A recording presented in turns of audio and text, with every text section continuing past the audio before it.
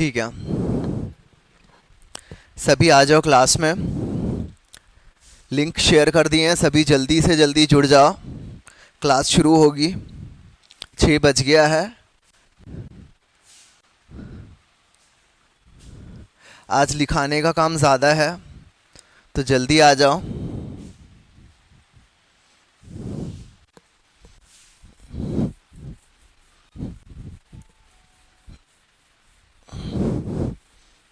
आवाज़ सभी को क्लियर है? अगर आवाज़ को लेके कोई डाउट है तो मैसेज डाल देना।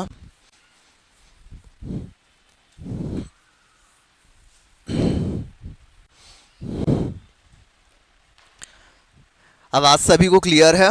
अगर आवाज़ को लेके कोई सा भी डाउट होगा या क्लियर नहीं होगा तो एक बार इन्फॉर्म कर देना मैसेज में। मैं नीचे मोबाइल रखा हूँ, चैट बॉक्स खोल के देख ले रहा हूँ। ठीक है, जिसको भी आवाज़ को लेके कोई डाउट होगा बताना।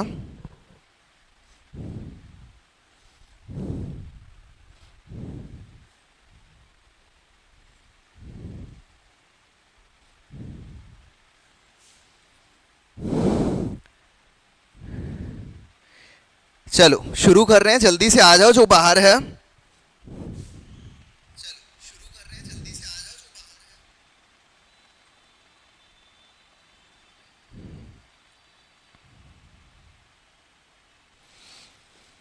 ठीक है, मैं क्लास शुरू कर रहा हूं, आप लोग जुड़ते जाना धीरे धीरे। हम कल शुरू किए थे हड़प्पा, जिसको मैंने कहा था ताम्र पाषाण काल का चरण 2। ठीक है, यहाँ पे कुछ इंटरेस्टिंग से फैक्ट आएंगे, उनको आप नोट करते हुए चलना। तो आज की जो क्लास है उसमें हम सिर्फ लिखने का काम करेंगे। मैं जो भी चीज़ को बोलूँगा उसको आप लिखते हुए चलना। ठीक है, तो जो आज भी क्योंकि साइन लैंग्वेज वाली मैडम जो है वो एब्सेंट है, तो जो मैम को देख के साइन लैंग्वेज के हिसाब से लिखते हैं वो आज भी अपने घर वाले किसी को बैठा लें। मैम इस वीक में थोड़ा काम से बाहर रहेंगी। ठीक है, तो आप या तो बोर्ड में देखो, जो लिख रहे हैं उसको आप लिखते जाओ, या तो घर वालों को बैठा लो, लेकिन एब्सेंट मत करो। अगर थोड़ा सा भी गोल हुआ तो परेशान हो जाओगे। ठीक है, चलो। हड़प्पा का एक मोटा मोटा इंट्रोडक्शन हो गया था कि भाई हड़प्पा की खोज यहाँ पे हुई थी, सिंधु नदी के तट पे हुई थी, इसलिए हमने उसको सिंधु घाटी की सभ्यता नाम दिया। उसके बाद अन्य स्थानों से भी इसकी अवशेष मिले, इसलिए बाद में हमने संयुक्त रूप से इसको नाम हड़प्पा संस्कृति या हड़प्पा सभ्यता दिया था। ठीक है, हमने इसका विस्तार भी देख लिया था कि ये जम्मू कश्मीर के मांडा से लेके नीचे में दयामाबाद महाराष्ट्र तक के फैला हुआ है। वहीं एक तरफ सुतका-गेंडोर बलूचिस्तान से लेके आलमगीरपुरम मेरठ तक के फैला हुआ है। ठीक है, हमने क्या देखा, उत्तर से दक्षिण उसकी लंबाई कितनी थी, 1100 किलोमीटर, और पूर्व से पश्चिम उसकी लंबाई कितनी थी, 1600 किलोमीटर। ये हमारे कल के क्लास का है। यहां तक सबको क्लियर है? चलो, मोटा मोटा मैंने ये भी बताया था कि नगर कैसी थी, सड़कें कैसे थे, अन्नागार कैसे थे।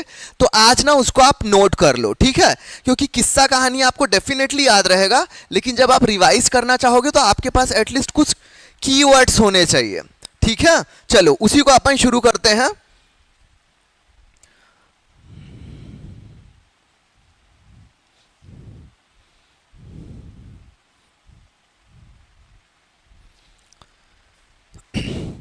विस्तार हो गया था।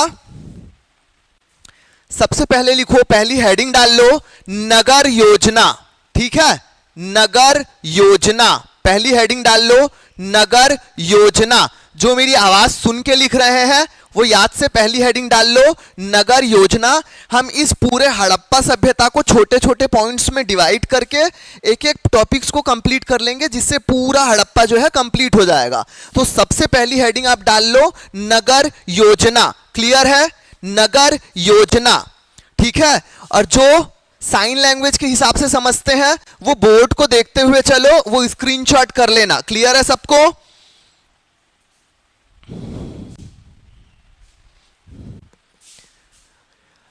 हड़प्पा और मोहनजोदड़ो की नगर योजना इस सभ्यता का महत्वपूर्ण विशेषता है। इस सभ्यता की महत्वपूर्ण विशिष्टता है, महत्वपूर्ण विशिष्टता है।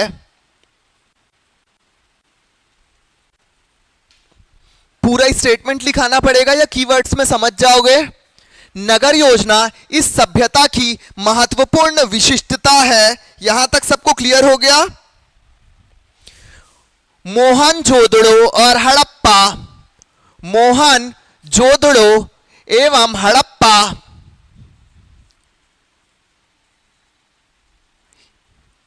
प्रमुख नगर हैं, प्रमुख नगर हैं। मोहनजोदड़ो एवं हड़प्पा प्रमुख नगर हैं। क्लियर है सबको? मोहनजोदड़ो एवं हड़प्पा प्रमुख नगर हैं। और ये जो पूरा नगर है हमारा, याद रखना, सबसे पहले हम नगर योजना पढ़ रहे हैं। नगर योजना में पढ़ेंगे तो ये जो नगर योजना है ये हड़प्पा और मोहनजोदड़ो इसके प्रमुख नगर हैं और इस सभ्यता की विशिष्टता ही यहाँ की नगर योजना है। क्लियर है? इस सभ्यता की विशिष्टता ही यहाँ की नगर योजना है। क्लियर हो गया? यहाँ पे नगर जो थे दो भागों में बटे हुए थे। क्लियर है? नगर दो भागों में बटे हुए थे। संभवतः पश्चिम वाला जो एरिया था वहां पे, पश्चिम वाला जो एरिया था ये दुर्गीकृत था, दुर्गीकृत था, अर्थात यहां पे शासक वर्ग रहता होगा ऐसा माना गया। और वहीं पूर्व वाला जो एरिया था वहां पे नगर के सामान्य नागरिक रहते थे। क्लियर हो गया सबका? ये निचला हिस्सा था, ये निचला हिस्सा था, सामान्य नागरिक निवास करते थे और यह नगर का निचला हिस्सा था, निचला हिस्सा था नगर का। ठीक है?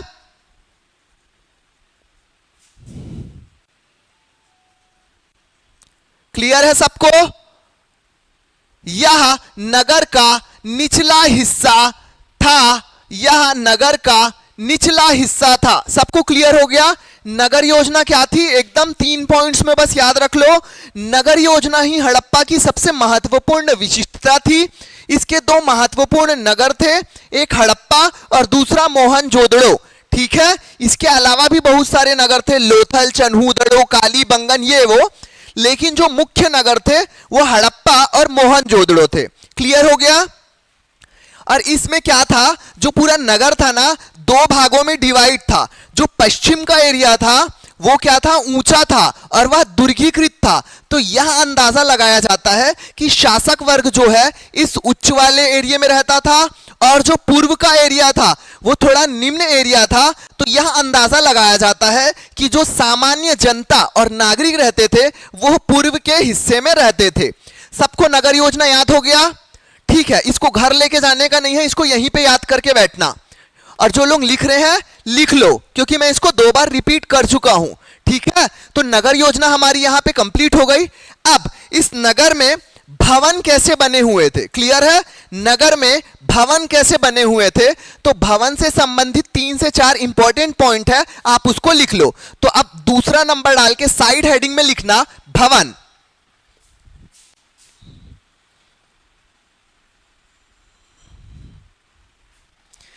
ठीक है? भवन लिखना, सभी भवन लिख लिए?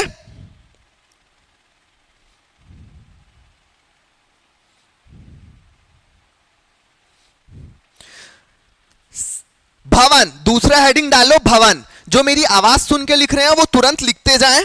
ठीक है? भवन में पहला नंबर डाल के लिखना, भवन प्रायः पक्की ईंटों के बने थे।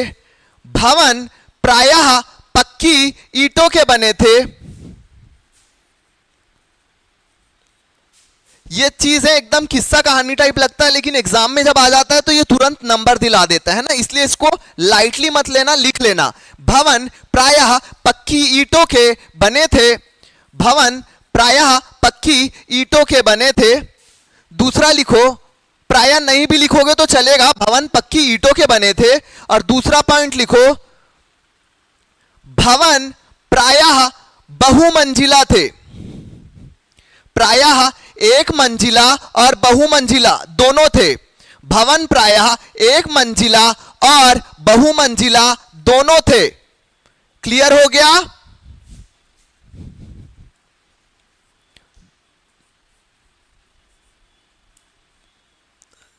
सभी को क्लियर है? भवन समझ में आ गया? भवन में क्या था? भवन पक्की ईंटों के बने थे। और दूसरा पॉइंट है, भवन प्रायः एक मंजिला और बहुमंजिला दोनों थे। क्लियर है सबको यहां तक? और हड़प्पा में ऐसे ही भवन के रूप में, हड़प्पा में भवन के रूप में ही ऐसे अन्नागार की भी प्राप्ति हुई है। ठीक है, अन्नागार की प्राप्ति हुई है। भवन में ऐसे ही अन्नागार के, भवन के रूप में एक अन्नागार की प्राप्ति हुई है। आपको मैं एक पॉइंट लिखाऊंगा, एक अन्नागार करके साइड हेडिंग डाल के, जब बोलूंगा तब लिखना, अभी आप सिर्फ सुनते जाओ। तो उस अन्नागार से अभी तक के 2 बार क्वेश्चन आ चुका है कि सबसे बड़ा अन्नागार किस नगर से प्राप्त हुआ है। तो ये मैं आपको बताऊंगा, ये मिला था हमें मोहनजोदड़ो से। ठीक है, उसके बाद एक ही खाने में लाइन से 6 अन्नागारों का निर्माण किस नगर में किया गया है? तो ये था हड़प्पा। ठीक है, तो इसको मैं जब लिखाऊंगा अन्नागार, उसमें लिखना। भवन में सिर्फ ये याद रखो, अन्नागार की प्राप्ति हुई है भवन के रूप में। क्लियर है सबको? ठीक है। और एक सबसे महत्वपूर्ण बात जो है, अब ये चौथे पॉइंट में लिखना, ये चीज सुन के आपको थोड़ा सा आश्चर्य शायद हो सकता है अगर ना सुने हो तो। आज हम पढ़ते हैं जिप्सम। जिप्सम जिसको हम क्या बोलते हैं? प्लास्टर ऑफ पेरिस, लाइन से ऐसे टाइप का शब्दों से भी संबोधित करते हैं। तो उस जमाने में जब हड़प्पा और मोहनजोदड़ो की इमारतें बन रही थी, तो भवन में पक्की ईंटों के प्रयोग को किया गया था और उसके साथ ही गारा, खड़िया मिट्टी और जिप्सम का प्रयोग भी हड़प्पा सभ्यता में किया गया था। ठीक है, तो चौथा पॉइंट लिखो, चौथा पॉइंट लिखो इसी में। भवन के अंदर में चौथा पॉइंट, पहला पॉइंट था भवन पक्की ईंटों के बने थे। दूसरा पॉइंट है भवन प्रायः एक मंजिला और बहुमंजिला थे। तीसरा पॉइंट है अन्नागारों की प्राप्ति हुई है। और चौथा महत्वपूर्ण पॉइंट है भवन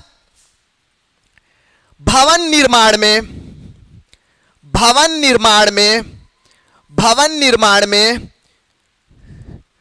गारा, खड़िया मिट्टी और जिप्सम का प्रयोग हुआ है, और जिप्सम का प्रयोग किया गया है। जिप्सम का प्रयोग हुआ है। सब लिख लिए? मिटा दूं? अगर कोई स्क्रीनशॉट करना चाहता है तो प्लीज कर लो, क्योंकि साइन लैंग्वेज वाली मैडम नहीं है, इसलिए मैंने एक एक पॉइंट को बोर्ड्स में लिख दिया है। अगर कोई स्क्रीनशॉट करेगा तो कर लो।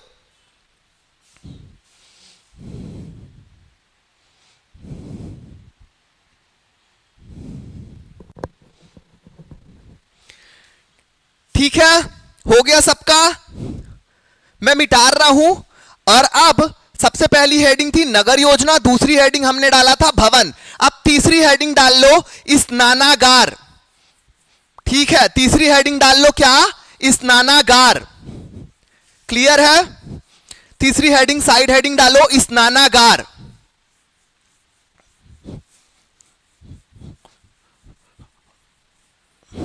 तीसरी हेडिंग डाल लो स्नानागार।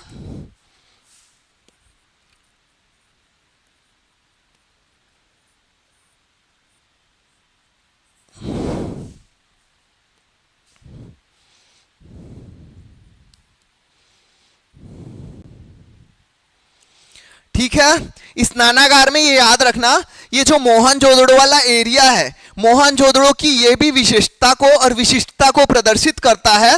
यहां से एक विशाल स्नानागार की भी प्राप्ति हुई है। ठीक है, स्नानागार में लिखो मोहनजोदड़ो में एक विशाल स्नानागार, मोहनजोदड़ो में एक विशाल स्नानागार की प्राप्ति हुई है। स्नानागार की प्राप्ति हुई है। स्नानागार की प्राप्ति हुई है। ठीक है, स्नानागार की प्राप्ति हुई है। दूसरा पॉइंट इसमें यह लिखो, इस स्नानागार में क्या था? एक सीढ़ी लगी हुई थी नीचे उतरने के लिए, एक सीढ़ी लगी थी नीचे उतरने के लिए, नीचे उतरने के लिए, उतरने के लिए। क्लियर है? मतलब सोचो वहां के लोग इतने ज्यादा आर्किटेक्ट को फॉलो किया था उन्होंने एक विशाल सा स्नानागार, आज के जमाने में स्विमिंग पूल बोल लो, ठीक है, तो उन्होंने उस जमाने में अपने लिए स्विमिंग पूल बना के रखा था, ठीक है, उन्होंने विशाल स्नानागार का प्रयोग किया था, ठीक है। तो मान के चलो ये एक स्नानागार था उनका, ये एक स्नानागार था उनका, ठीक है, ये एक उनका स्नानागार था। इसको क्या ले लेते हैं? उत्तर, इसको ले लेते हैं दक्षिण, और इसको ले लेते हैं पश्चिम, और इसको ले लेते हैं पूर्व, ठीक है, पश्चिम, है ना, उत्तर, दक्षिण, पूर्व और पश्चिम। क्लियर हो गया सबको? अब यहां पे दक्षिण, यहां से ना सीढ़ियां बनी हुई थी उतरने के लिए, क्लियर है, यहां से नीचे उतरने के लिए लाइन से सीढ़ियां बनी हुई थी, और उसी के बगल में ना एक कमरा बना हुआ था कपड़ा बदलने के लिए। सीढ़ियां बनी हुई थी, बगल में एक कमरा बना हुआ था उतरने के लिए, और दक्षिण पश्चिम यानी कि इस तरफ नाली की भी व्यवस्था थी पानी के निकासी के लिए। सबको समझ में आया? चलो अब मैं इस डायग्राम को बस मिटा दे रहा हूं, उत्तर, दक्षिण, पूर्व और पश्चिम। तो मैंने क्या बताया? दक्षिण से एक सीढ़ी लगी हुई थी, उसके बगल में कमरा था बदलने का कपड़ा, और उसके बगल में पश्चिम के तरफ, मतलब दक्षिण और पश्चिम के तरफ एक नाली की व्यवस्था थी कि जब नहा लिए तो पानी निकलने की उत्तम व्यवस्था रहे। क्लियर है? तो अब इस स्नानागार में हम पहला पॉइंट क्या लिख लिए? मोहनजोदड़ो में एक विशाल स्नानागार की प्राप्ति हुई है, एक सीढ़ी लगी थी नीचे उतरने के लिए, किस तरफ? लिख लो, दक्षिण की तरफ, ठीक है, हो गया। तीसरा पॉइंट लिखो, कपड़े बदलने हेतु कमरे थे,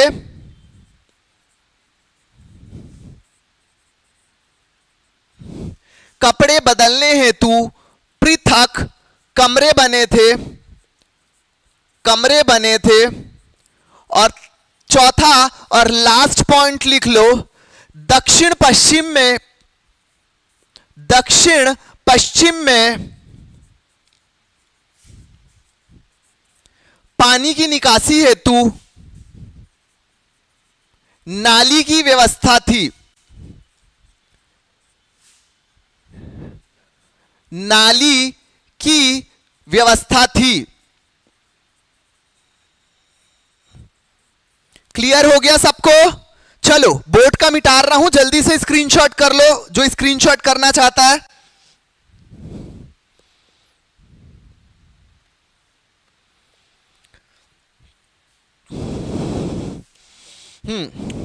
ठीक है, गुड इवनिंग सभी को। गुड इवनिंग मैसेज आया है तो रिप्लाई कर रहा हूं। ये मत बोलना सर क्लास आधी हो गई अब गुड इवनिंग बोल रहे हो।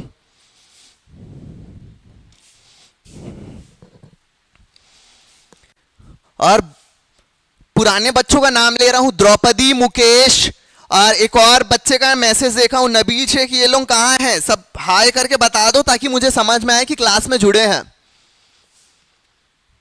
ठीक है, चलो हमने सबसे पहले क्या पढ़ा? नगर योजना, फिर भवन पढ़ा, फिर स्नानागार पढ़ा। ठीक है, अब चौथा पॉइंट डाल लो, सड़कें। चौथा पॉइंट डाल लो, सड़कें।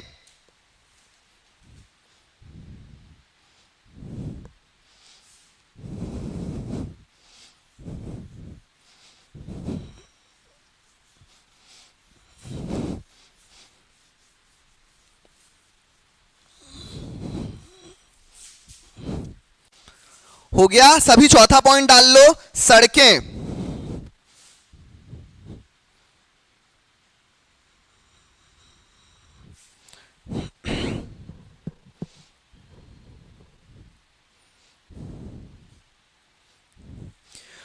ठीक है, डाल लिए सभी हेडिंग। देखो जिनको आवाज सुनाई दे रही है वो लाइन से लिखते रहे, जो मेरी आवाज सुन के लिख रहे हैं वो मेरी आवाज सुन के लिखते रहे, क्योंकि आज सिर्फ लिखने वाला काम चल रहा है। सड़कें हमने साइड हेडिंग डाल दिया और उसके अंदर आप पहला पॉइंट लिखो। पहला पॉइंट ये है, मोहनजोदड़ो और हड़प्पा में सड़कों की उत्तम व्यवस्था थी। मोहनजोदड़ो एवं हड़प्पा में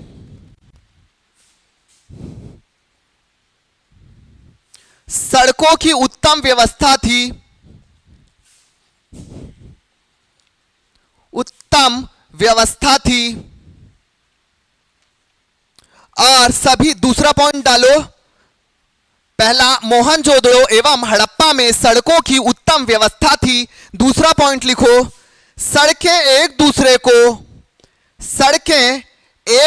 दूसरे को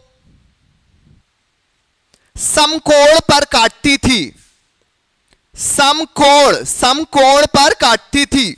समकोण का मतलब क्या होता है? 90 डिग्री, है ना? 90 डिग्री पर काटती थी। 90 अंश का मतलब क्या है? एक सीधी लाइन आती है, एक सीधी सड़क जा रही है, उसके बीचों बीच से एक सड़क आके उसको क्या कर रही है? मिल रही है, और वही सड़क किसी और को जाके फिर 90 डिग्री से काटती थी। तो ये हड़प्पा की एक मुख्य विशेषता ये थी कि सड़कें एक दूसरे को समकोण पर काटती थी। क्लियर है?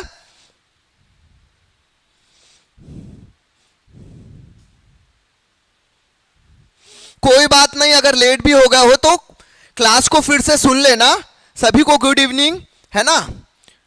अगर लेट हो गया हो तो कोई बात नहीं, आराम से इसको फिर से दोबारा सुन लेना। लिंक को डीएक्टिवेट नहीं करेंगे, ठीक है? इसी लिंक को टच करके फिर से सुन लेना, कोई दिक्कत नहीं है। चलो, सड़कें हमने लिखा, मोहनजोदड़ो एवं हड़प्पा में सड़कों की उत्तम व्यवस्था थी। दूसरा पॉइंट मैंने लिखा, सड़कें एक दूसरे को समकोण पर काटती थी। ठीक है? और तीसरा और महत्वपूर्ण पॉइंट लिख लो, जो कि पिछले साल पीएससी में भी प्रश्न बनाकर पूछ दिया था। ठीक है? तीसरा पॉइंट यह है,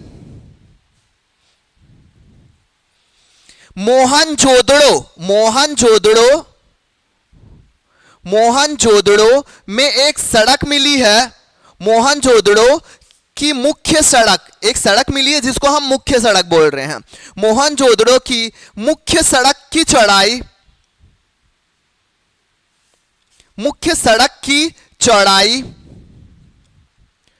9.15 मीटर थी। 9.15 मीटर थी। ठीक है?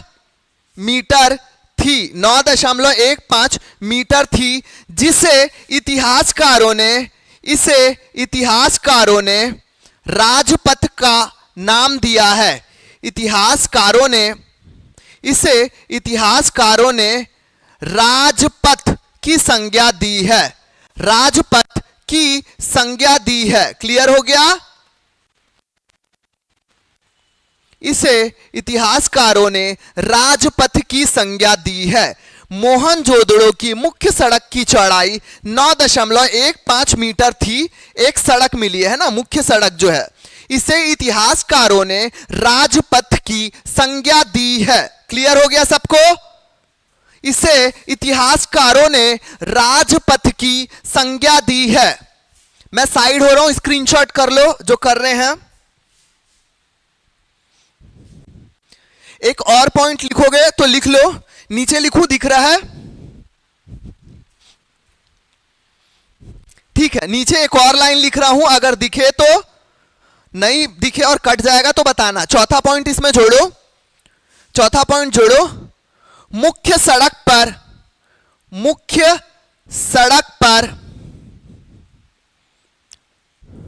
रोशनी की उचित व्यवस्था थी। रोशनी की उचित व्यवस्था संभवतः मशालें जलाई जाती थी। ठीक है? मशालें जलाई जाती थी। ठीक है? नीचे का कट तो नहीं रहा है, देख लो। ठीक है ना। सड़कें हमने देख लिया। चौथा पॉइंट फिर से सुन लो। हड़प्पा निवासी जो लोग थे इतने ज्यादा फॉरवर्ड थे, जो चीज हम आज सोच रहे हैं कि भैया स्ट्रीट लाइट जलनी चाहिए, रात में हमको सड़क में चलने में परेशानी होती है, उस जमाने में भी ये व्यवस्था थी हड़प्पा और मोहनजोदड़ो में। ठीक है, तो ये जो मोहनजोदड़ो के निवासी थे वहां पे रात में सड़कों पर रोशनी की उच्चतम व्यवस्था रखते थे। संभवतः सड़कों के किनारों में मशालें जलाई जाती थी। क्लियर हो गया सबको? संभवतः सड़कों के किनारे मशालें जलाई जाती थी। क्लियर है सबको? चलो स्क्रीनशॉट कर लो अब।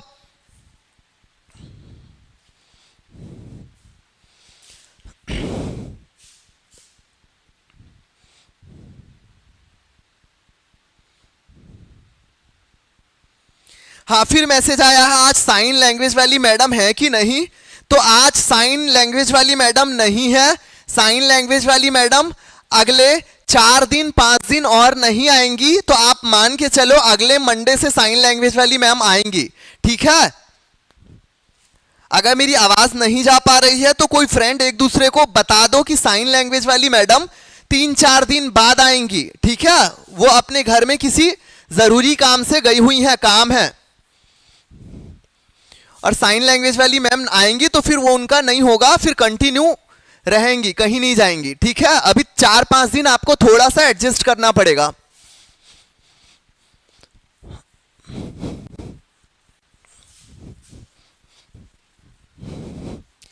चार 5 दिन आपको थोड़ा सा एडजस्ट करना पड़ेगा। ठीक है, चलो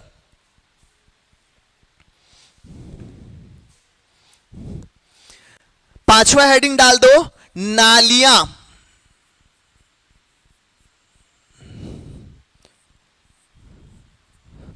ठीक है, नालियां, इसको मैं बोर्ड में बोलोगे तो लिख दूंगा। 1-2 पॉइंट जो मैं कीवर्ड्स था वही बोर्ड में लिख रहा हूं, बाकी आप कहानी टाइप सुन लो।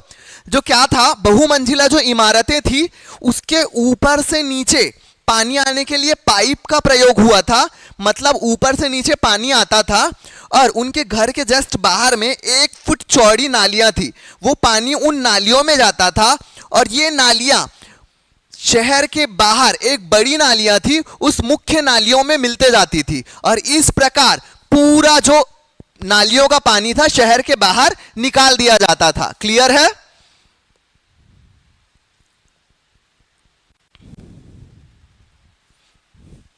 ठीक है, सबको क्लियर है? नालियों वाला उसमें लिखाने का कुछ नहीं लग रहा है आपको?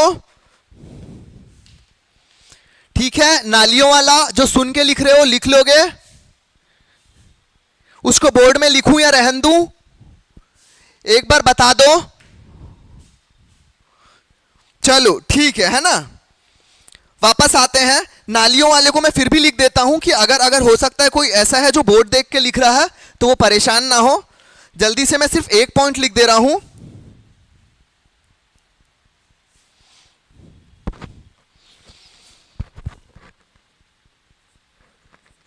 पानी निकास हेतु भवनों के बाहर एक फीट चौड़ी नाली थी।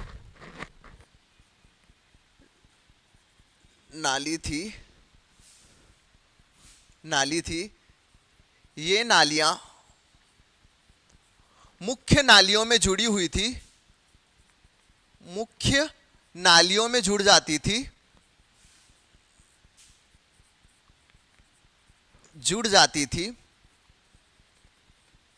ठीक है। पानी निकास हेतु भवनों के बाहर 1 फीट चौड़ी नाली थी। ये नालियां मुख्य नालियों से जुड़ जाती थी। ठीक है, और ये जो मुख्य नालियां थी, ये मुख्य नालियां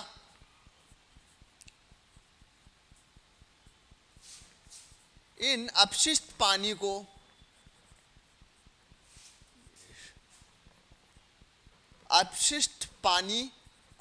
शहर के बाहर ले जाती थी, ले जाती थी। क्लियर हो गया? सबको हो गया? नालियों वाला पॉइंट जल्दी से स्क्रीनशॉट करो, फिर मैं मिटा दूंगा, ठीक है? हो गया सबका? चलो, नालियों वाला पॉइंट स्किप कर दिए, लिख लिए, मैं बोर्ड में लिख दिया हूं, जल्दी से मिटा दो, जल्दी से लिख लो, मैं मिटा रहा हूं ठीक है? फिर से बोल दे रहा हूं, पानी निकास हेतु भवनों के बाहर 1 फीट चौड़ी नाली थी। ये नालियां मुख्य नालियों में जुड़ जाती थी। मुख्य नालियां इन अपशिष्ट पानी को शहर के बाहर ले जाती थी। क्लियर है? चलो अगला पॉइंट लिखो, जल वितरण। जल वितरण मतलब उन्हें पानी कहां से मिलता था? हड़प्पा निवासियों के पास पानी के क्या साधन थे? नदी वदी ये सब तो थे ही, लेकिन इसके अलावा क्या मुख्य था? इसको आप लिख लो, जल वितरण, ठीक है? हेडिंग डाल लो, 6वें नंबर की हेडिंग अगली होगी जल वितरण। जल वितरण, ठीक है? जल वितरण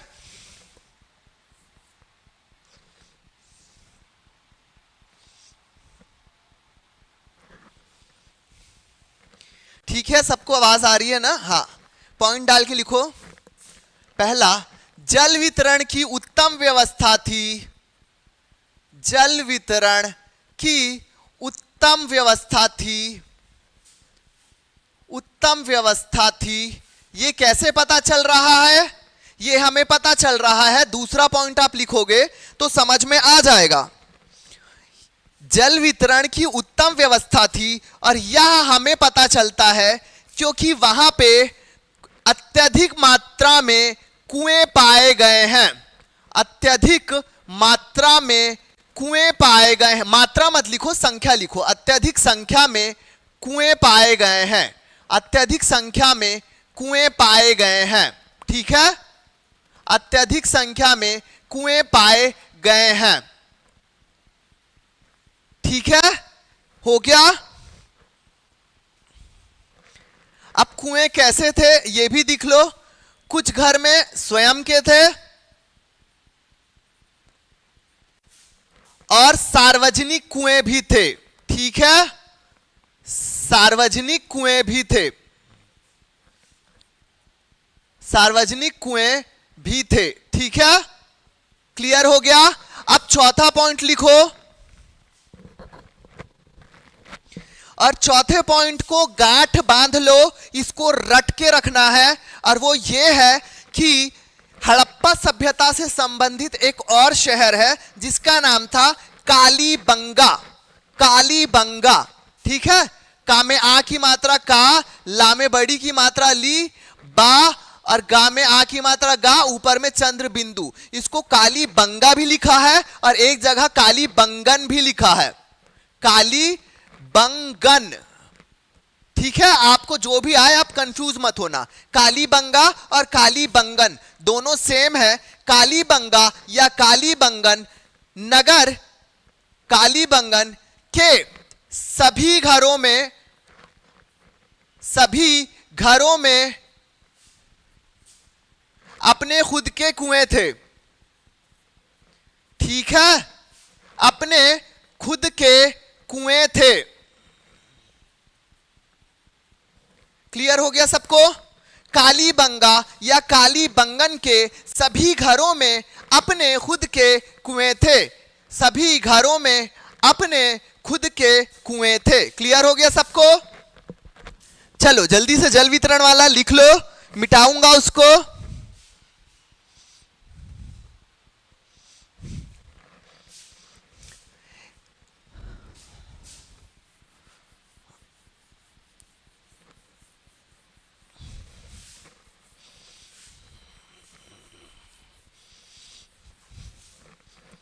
हो गया? 7वां पॉइंट है कूड़ेदान। कूड़ेदान, कूड़ेदान, ठीक है? देखो एक एक छोटे छोटे पॉइंट को अपन क्यों लिखाते जा रहे हैं? क्योंकि हम बहुत बड़ी चीजों को पढ़ लिए, और सडनली अगर एक क्वेश्चन आ गया ना, कूड़ेदान कैसा था, तो भाई आप वहां पे क्वेश्चन बना नहीं पाओगे, ठीक है, इसलिए आपको हर छोटे पॉइंट्स को ना इग्नोर नहीं करना है, क्योंकि ये पूरा कहानी टाइप का है। आप मतलब विजुअलाइज कर सकते हो कि ये घर है, 2 मंजिला घर, 3 मंजिला घर, यहां से पानी निकल रहा है, यहां पे कुआं है, ये सब विजुअलाइज होगा आप लोगों को।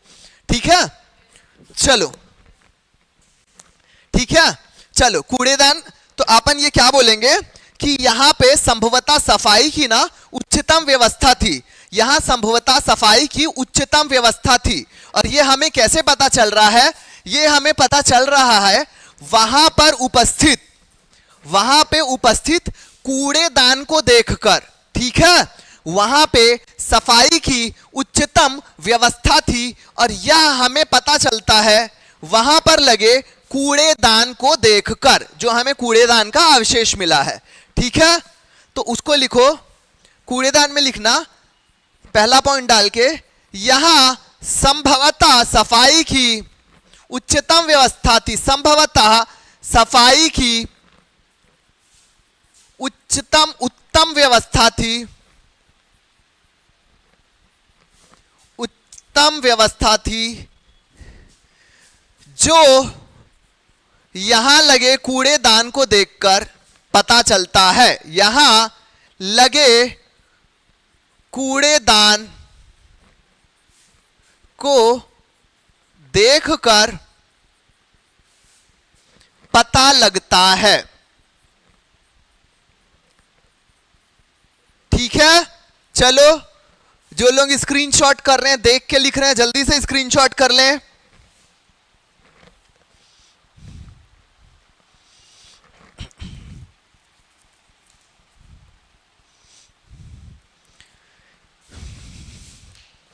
हो गया? चलो अब इसको मैं मिटा रहा हूं, जल्दी से स्क्रीनशॉट कर लो। अब अगला हेडिंग डालना, मोहनजोदड़ो में सामाजिक व्यवस्था। ठीक है, हम किसी भी सभ्यता को पढ़ते हैं तो उस सभ्यता में 3 चीजें बहुत महत्वपूर्ण रहती है: सामाजिक व्यवस्था, आर्थिक व्यवस्था, राजनीतिक व्यवस्था और धार्मिक व्यवस्था। ठीक है, तो हम पहले पढ़ेंगे सामाजिक व्यवस्था, उसके बाद आर्थिक व्यवस्था, फिर धार्मिक व्यवस्था और राजनीतिक व्यवस्था। क्लियर है सभी को? आप अभी हेडिंग डालेंगे सामाजिक व्यवस्था।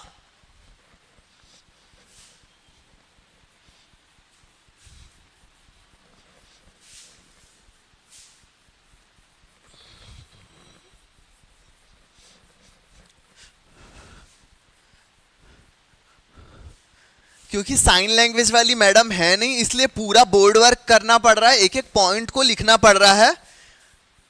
इस वजह से थोड़ा सा हमारी क्लास अभी स्लो चल रही है। 2-4 दिन में जैसे ही मैडम आ जाएंगी, प्रेजेंट हो जाएंगी, उसके बाद फिर हम बोर्ड में कीवर्ड्स को ही लिखेंगे, बाकी मैम जो है इंटरप्रेट करेंगी साइन लैंग्वेज में उसको। ठीक है, अभी जो है बोर्ड का, उसको आप एज इट इज उतार लो, मैं पूरे शब्द को लिख रहा हूं। चलो, सामाजिक व्यवस्था या सामाजिक जीवन, आपको जो अच्छा लगे आप हेडिंग डाल सकते हो। ठीक है,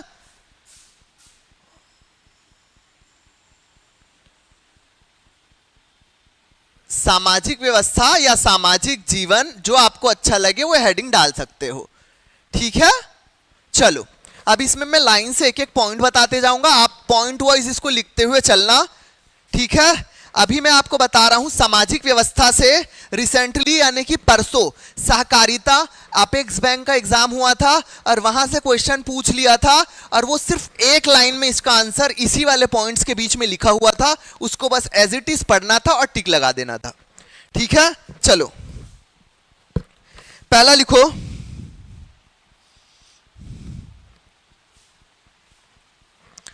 पहला लिखो, मोहनजोदड़ो की खुदाई से यह पता चलता है कि, यह पता चलता है कि, यह पता चलता है कि मोहनजोदड़ो की खुदाई से यह पता चलता है कि समाज कई श्रेणियों में विभक्त था, कई श्रेणियों में विभक्त था, विभक्त था, विभक्त था। ठीक है, पहली श्रेणी में शासक वर्ग,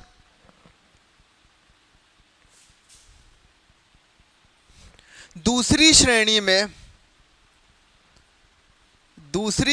में योद्धा वर्ग, तीसरी श्रेणी में व्यापारी वर्ग और चौथी श्रेणी में सामान्य वर्ग से संबंधित, मतलब सामान्य वर्ग बोले तो कर्मकार, मजदूर, आम जनमानस। क्लियर हो गया? चलो, पहला पॉइंट मैंने क्या बोला, यह पता चलता है कि समाज कई श्रेणियों में विभक्त था, जिसमें पहली श्रेणी में शासक वर्ग, दूसरी श्रेणी में योद्धा वर्ग, तीसरी श्रेणी में व्यापारी वर्ग और चौथी श्रेणी में सामान्य वर्ग, कर्मकार, मजदूर, आम जनमानस आते थे। ठीक है, आते थे। सबको हो गया क्लियर? चलो, अब दूसरा पॉइंट लिखो।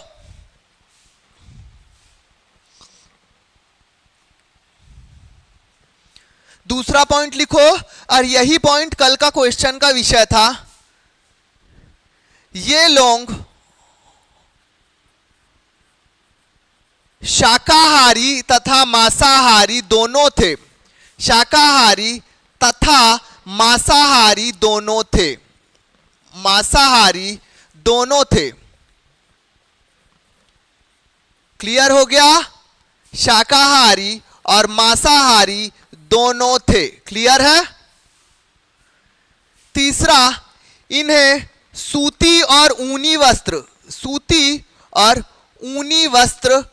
पसंद था या इन्हें ज्ञान था?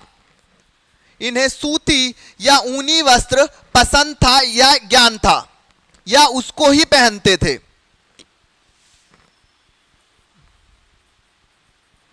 ठीक है, सूती या ऊनी वस्त्र पहनते थे। क्लियर हो गया ये सभी को? यहां तक क्लियर हो गया? अब चौथा लिखो, आभूषण जो थे स्त्री और पुरुष दोनों ही पहनते थे। ठीक है, सबसे पहले मैंने क्या बताया, ये पता चलता है कि समाज कई श्रेणियों में विभक्त था। दूसरा मैंने बताया ये लोग शाकाहारी तथा मांसाहारी दोनों थे। और तीसरा मैंने बताया ये सूती और ऊनी वस्त्र पहनते थे। और चौथा पॉइंट ये लिख लो, जल्दी से लिखो। हाँ, चौथा पॉइंट लिखो कि आभूषणों का प्रयोग स्त्री तथा पुरुष दोनों करते थे। स्त्री तथा पुरुष दोनों करते थे। दोनों करते थे। आभूषणों का प्रयोग स्त्री तथा पुरुष दोनों करते थे। क्लियर हो गया? पांचवा और महत्वपूर्ण पॉइंट है,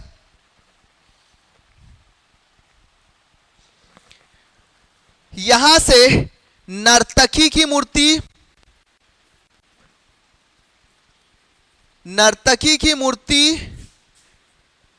ढोल। ठीक है, पांचवा पॉइंट में लिखो, यहां से नर्तकी की मूर्ति और ढोल व बांसुरी प्राप्त हुए हैं। ढोल व बांसुरी प्राप्त हुए हैं।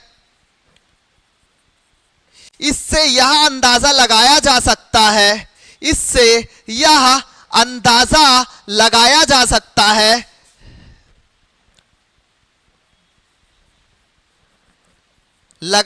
सकता है कि उन्हें नाच गाने का शौक था। उन्हें नाच गाने का शौक था। ठीक है, उन्हें नाच गाने का शौक था। क्लियर हो गया यहां पे सबको? उन्हें नाच गाने का भी शौक था। 5 पॉइंट हो गया। मैं इधर इस बोर्ड में छठवां पॉइंट बना के इसी बीच में लिख दे रहा हूं, दूसरा कलर यूज कर ले रहा हूं, आप देख लेना स्क्रीनशॉट में। दूसरा, ये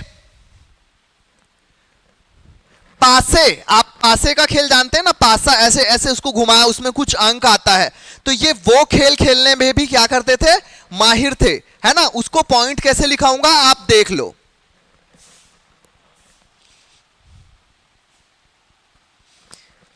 ये पासा भी खेलते थे, ये पासा खेलते थे।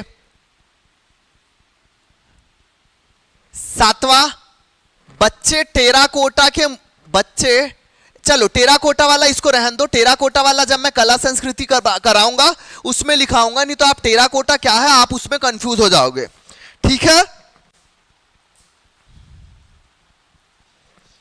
ठीक है, यहां पे लिखो, यहां सामाजिक व्यवस्था में मैं बता रहा हूं, यहां शवों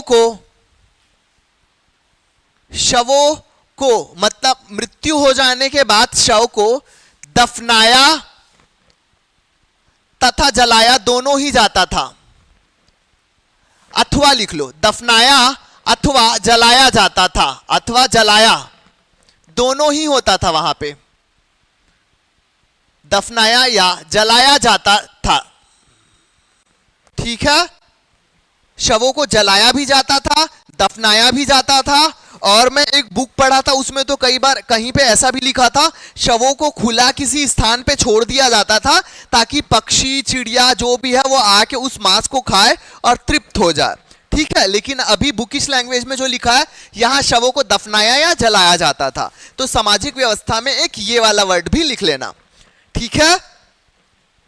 और एक और पॉइंट बता रहा हूं, उसको आप थोड़ा सा ध्यान रखो, संभवतः नहीं, निसंदेह, निसंदेह मतलब बिना किसी संदेह के यह कहा जा सकता है कि यहां के लोग शिक्षित भी थे, ठीक है, यहां के लोग शिक्षित भी थे।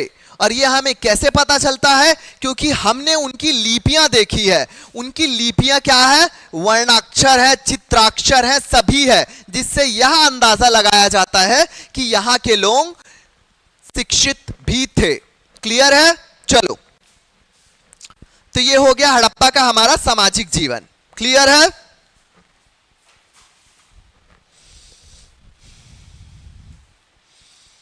सामाजिक जीवन हो गया, मैं साइड हट रहा हूं, आप लोग एक बार पूरा स्क्रीनशॉट कर लो मिटार के, फिर मैं आर्थिक जीवन बताऊंगा।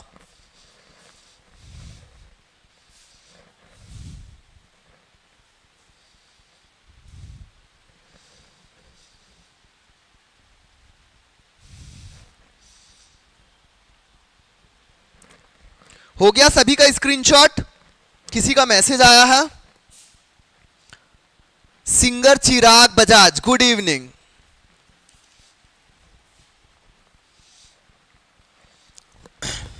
चलो आर्थिक जीवन को जल्दी से लिख लो, फिर बड़ा बड़ा टॉपिक हमारा हो जाएगा।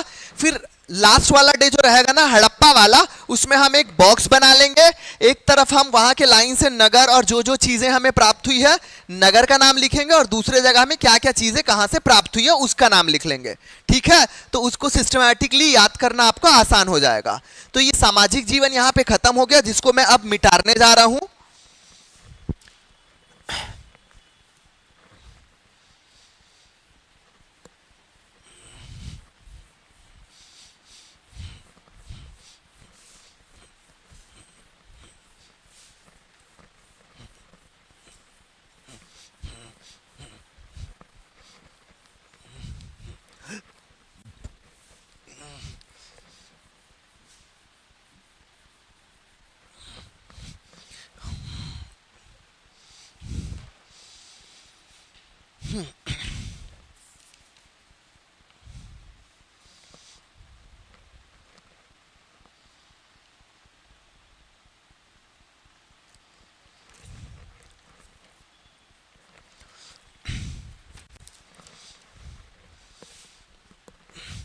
ठीक है, आर्थिक जीवन में आपको लिखा था, लेकिन टाइम होने वाला है, गुलनाज मैम की क्लास शुरू हो जाएगी तो वो बीच में अधूरा छूट जाएगा, इसलिए मैं एक छोटा सा टॉपिक जो है उसको मैं हड़प्पा का पहले बता दे रहा हूं, आर्थिक जीवन कल लिखाऊंगा, ठीक है।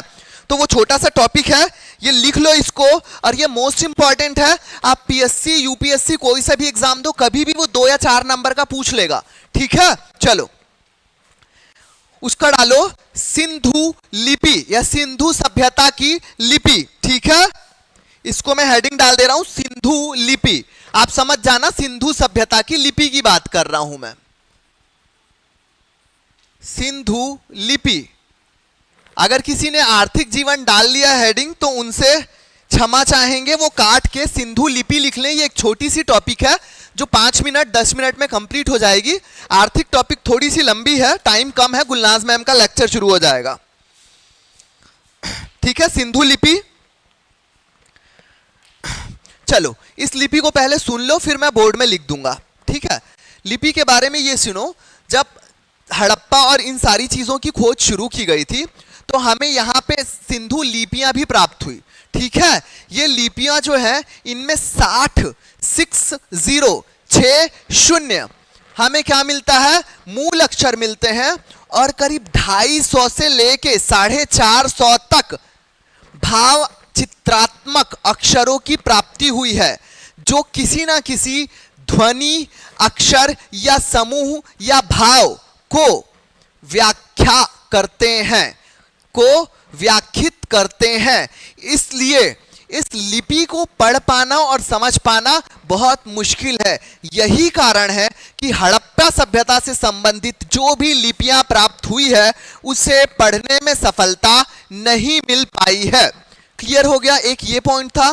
दूसरा पॉइंट था, जब लिपियों का गहन अध्ययन किया गया तो हमें एक नई बात पता चली। इस लिपि में जो चीजें लिखी जाती थी वो लेफ्ट से राइट लिखते थे, फिर अगली लाइन में राइट से लेफ्ट आते थे, फिर अगली लाइन में लेफ्ट से राइट जाते थे। मतलब समझ रहे हो ना, हम सीधे हाथ से उल्टे हाथ की तरफ लिखते हुए गए, फिर उल्टे हाथ से सीधे हाथ की तरफ आए, फिर सीधे हाथ से उल्टे हाथ की तरफ गए।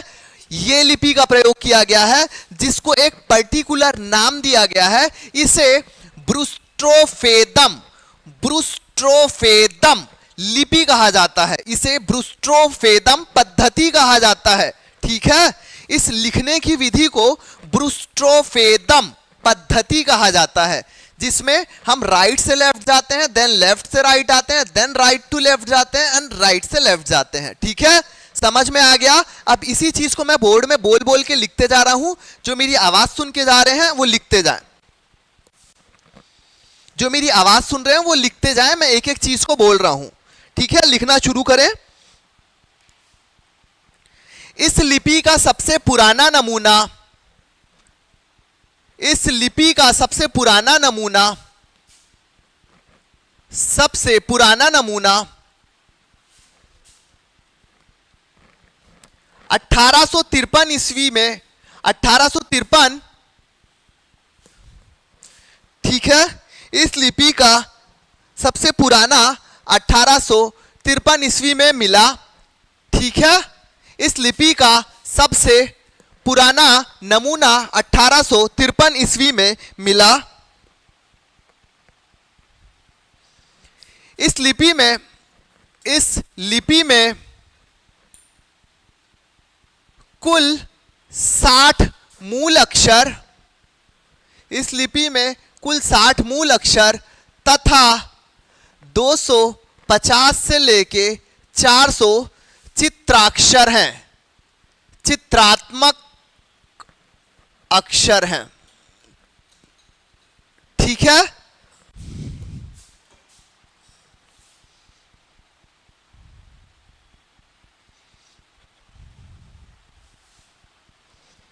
चित्रात्मक ही है, लिख लो। चित्रात्मक अक्षर नहीं भी लिखोगे तो चलेगा, चित्रात्मक है। ठीक है, तीसरा पॉइंट लिखो, इस लिपि के सभी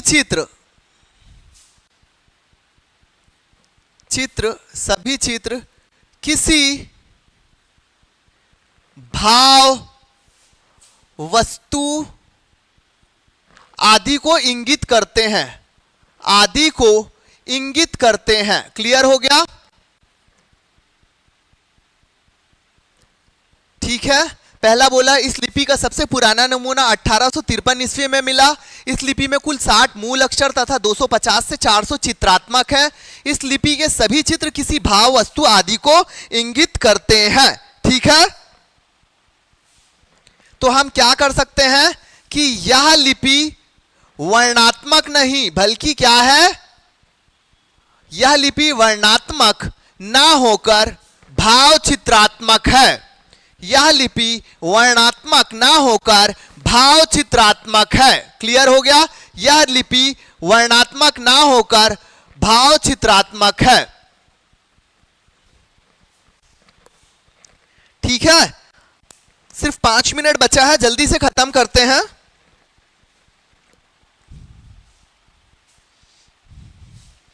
ठीक है, चौथा पॉइंट लिख रहा हूं, जल्दी से आप लिखते जाएं।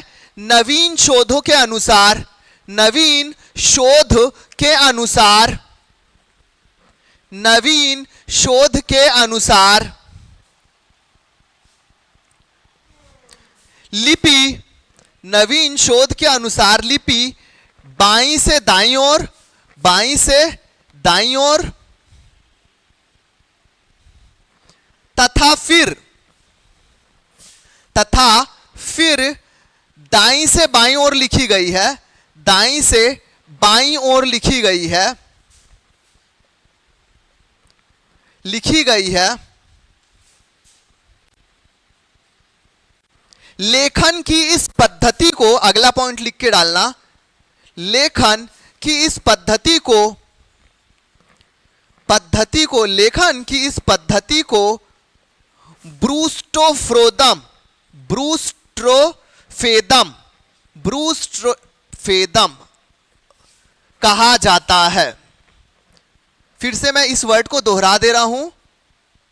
लेखन की इस पद्धति को ब्रूस्टोफेदम कहा जाता है। मैं एक बार इसको बड़ा सा लिख देता हूं काले पेन से, अगर आपको ना दिखे तो। लेखन की इस पद्धति को ब्रूस्टोफेदम, लेखन की इस पद्धति को ब्रूस्टोफेदम कहा जाता है। क्लियर हो गया सबको? इसको स्क्रीनशॉट कर लो। तो आज की क्लास को मैं यहीं पे समाप्त कर रहा हूं। अगली क्लास गुलनाज मैम की है जो आपको ज्योग्राफी पढ़ाएंगी। ठीक है, तो इसको आप जल्दी से स्क्रीनशॉट कर लो। अभी दूसरी लिंक शेयर होगी, वो ज्योग्राफी की क्लास की रहेगी। आप 2 मिनट से कनेक्ट हो जाओ, मैक्सिमम 2 मिनट में मैडम आ जाएंगी। ठीक है, चलो अभी क्लास यहीं पे डिसमिस कर रहा हूं। जो भी डाउट होगा आप ग्रुप में पूछ लेना। ठीक है, चलो बाय सभी को। अब मैम आ रहे हैं, 2 मिनट में आपको नई लिंक आपको भेजेंगे। ठीक है, चलो गुड नाइट।